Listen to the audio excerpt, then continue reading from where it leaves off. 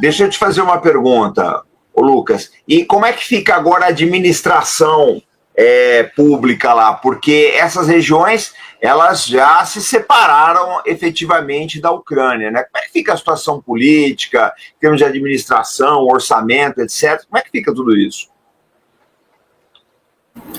A Rússia, em grande parte, preserva a administração local, desde que eles aceitem fazer parte da Federação Russa. Regiões, por exemplo, Zaporozhye, onde eu visitei no ano passado, em maio.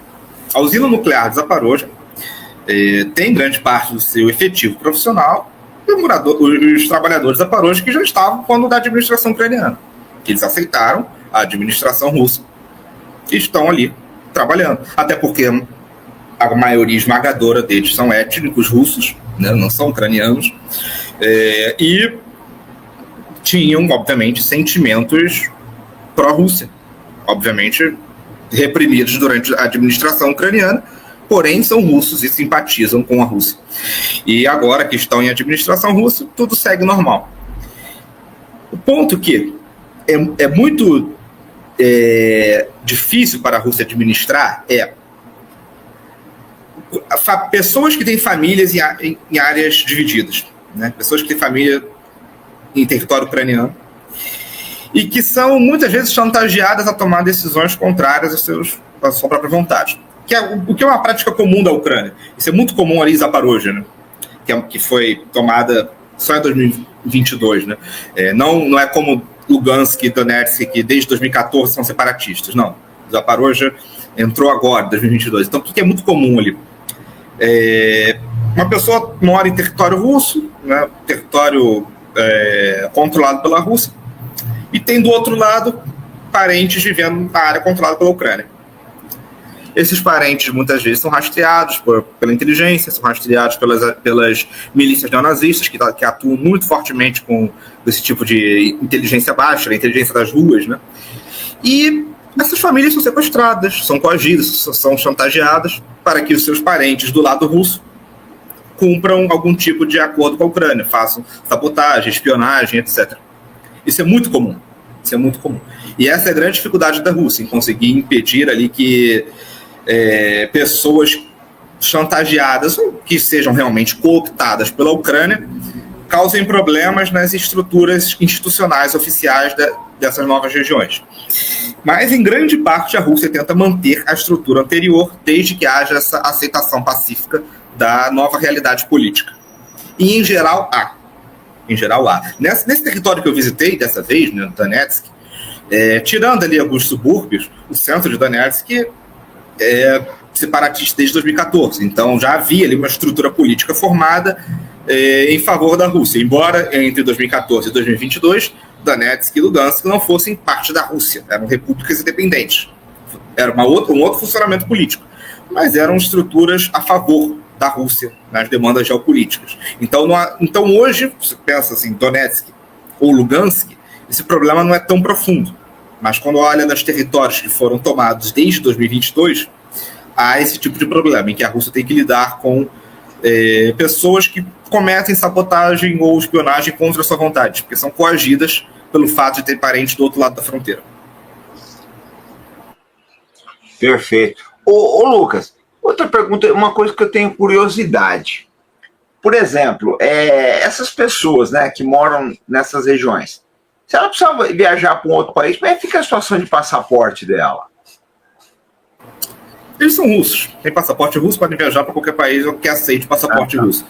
E desde 2014, uma das medidas, a Rússia não deu apoio militar a essas repúblicas, não deu um abrigo político, nada disso.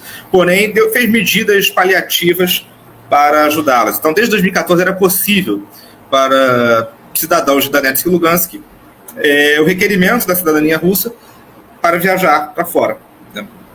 Hoje, qualquer um em Donetsk e Lugansk e Zaporozhye e Kherson, né, as 4 regiões reintegradas em 2022, qualquer cidadão dessas regiões é cidadão russo.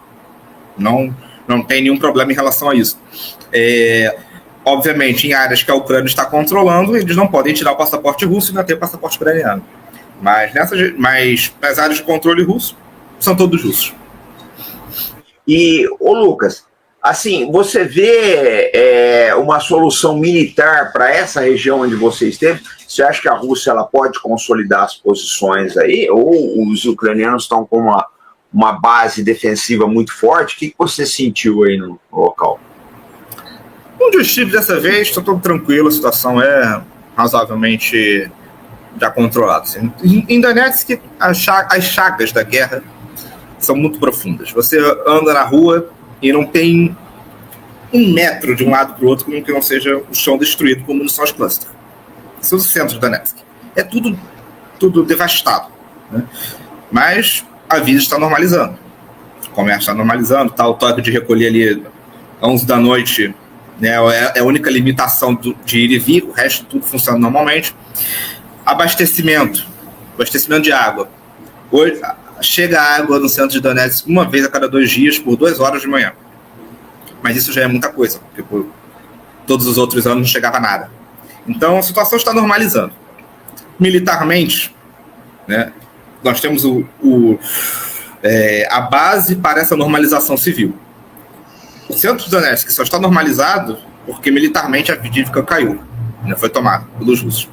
E a mesma situação para todas as outras regiões. Quanto mais avança militarmente, mais se normaliza. No Donbass, o avanço militar russo é público e notório. Né? Inclusive, hoje a Rússia já tem posições chaves no Donbass que permitem ataques para regiões fora do Donbass, né? Como Dnipropetrovsk e para Zaporozhye. Né? Zaporozhye já não é mais, se chama de Donbass. Donbass, só para um parênteses aqui, Donbass é uma bacia, basicamente, uma bacia geográfica, se chama Bacia do Dom, por isso que é Donbass. E, historicamente, se compreende como Donbass o que é hoje Donetsk, Lugansk e Rostov. Né? Rostov é território reconhecido russo. Essas 3 regiões ali falam que se conhece por Donbass. A área de conflito não é apenas no Donbass. A guerra começou no Donbass, lá em 2014. Isso se chama muitas vezes de Guerra do Donbass. Mas a área de conflito é toda a fronteira russo-ucraniana. Né? E além, né? A guerra hoje já está pegando o território mais profundo da Rússia e por aí vai. Então, o conflito é muito maior do que o Donbass. Muito maior do que o Donbass. Porém, precisamente no Donbass, nas repúblicas de Donetsk e Lugansk, a situação é muito tranquila em relação ao avanço russo. A solução militar está caminhando para o controle total. E essa será uma grande chave para o avanço russo em regiões vizinhas, né, como Zaporozhye, Dnipropetrovsk, Kherson e por aí vai.